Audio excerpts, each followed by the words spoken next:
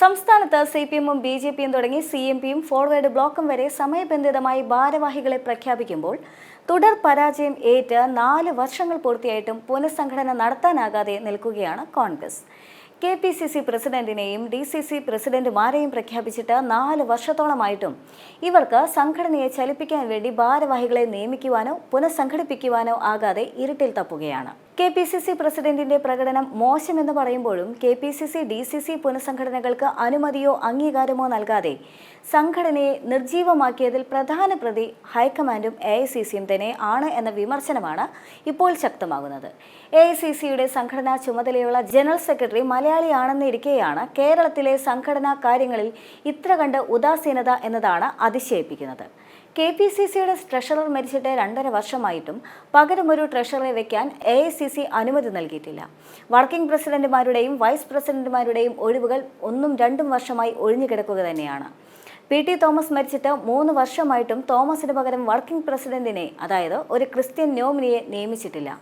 4-5 general സെക്രട്ടറിമാരുടെ ഒഴിവുകൾ നികത്താതെ കിടക്കുകയാണ്.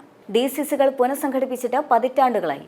സഹഭാരവാഹികളില്ലാതെ തന്നെ ഡിസിസി പ്രസിഡന്റുമാർ എങ്ങനെ പ്രവർത്തിച്ചു തുടങ്ങും?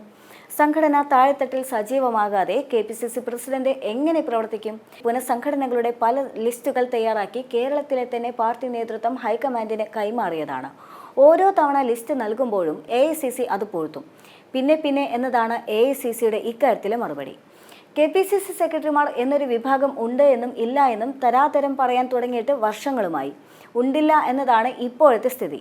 പാർട്ടിയിലെ പതിറ്റാണ്ടുകളായി തുടരുന്ന ഭാരവാഹികൾ തങ്ങളെ മാറ്റുമോ ഇല്ലയോ എന്നതിൽ തന്നെ നിശ്ചയമില്ലാത്തതിനാൽ പണിയെടുക്കുന്നുമില്ല. പുനഃസംഘടന നടത്താത്തതിൽ തന്നെ കെഎസ്യുക്കാർ വരെ ഷഷ്ടി പൂർത്തിയായിട്ടും പാർട്ടി പരിഗണന കിട്ടാതെ നിരാശയിലുമാണ്. പാർട്ടിയിലെ 2-3 തലമുറകൾക്ക് അവസരങ്ങളില്ല. അതിനാൽ തന്നെ അവരും പണി നിർത്തി വീട്ടിൽ കയറി.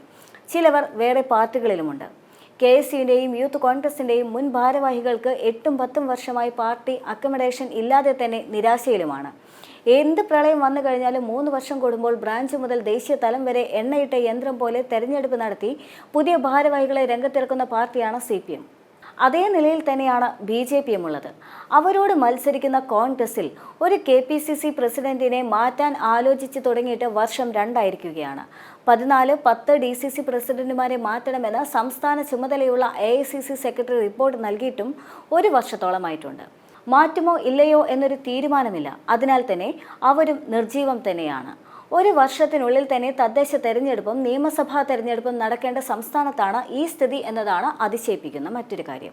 ഈ പാർട്ടി കേരളത്തിൽ ഗതി പിടിക്കരുത് എന്ന് ആഗ്രഹിക്കുന്നവർ അല്ലാതെ ഇത്തരത്തിൽ പ്രവർത്തിക്കാൻ കഴിയുമോ എന്ന ചോദ്യമാണ് പിന്നീട് ഉയർന്നു വരുന്ന മറ്റൊരു പ്രധാനപ്പെട്ട ചോദ്യം. കോടിയേരി ബാലകൃഷ്ണനെ പോലെ ഒരു അതികായൻ രോഗബാധിതനായി ആശുപത്രിയിൽ പോയപ്പോൾ തന്നെ പകരം ആക്ടിംഗ് സെക്രട്ടറിയെ നിയമിക്കുകയാണ് സിപിഎം ചെയ്തത്.